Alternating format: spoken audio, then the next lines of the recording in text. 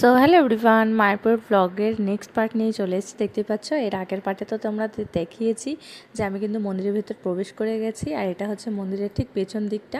তো চলো তোমাদেরকে জানিয়ে দিই, তোমরা যদি একদিনের জন্য মায়াপুর ঘুরতে আসো তাহলে কোথায় থাকবে, কোথায় খাবে এবং কোথা থেকে ভোগ প্রসাদের কুপনের স্লিপ পাবে সব কিন্তু এই ভিডিওর মধ্যে তোমাদেরকে জানিয়ে দেব। তো তোমরা যদি একদিনের দিন এসে কিন্তু ঘুরে যেতে পারো, আবার কিন্তু নাইট স্টেও করতে পারো। তো কথা বলতে বলতে কিন্তু পৌঁছে গেছি মন্দিরের ভেতরে, আর মন্দিরের ভেতরে দেখতে পাচ্ছ অসংখ্য কিন্তু এরকম গোপী ড্রেসের দোকান রয়েছে। তোমরা কিন্তু চাইলে এখান থেকে এই ড্রেস পারচেস করতে পারো।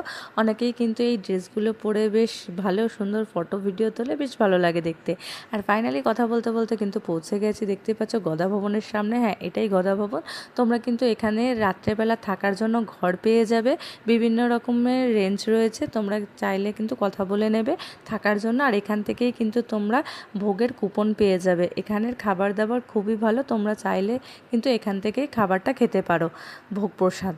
আর গদা ভবনের সামনে থেকে দেখো কি সুন্দর কিন্তু মন্দিরের খুব সুন্দর একটা ভিউ পাওয়া যায়।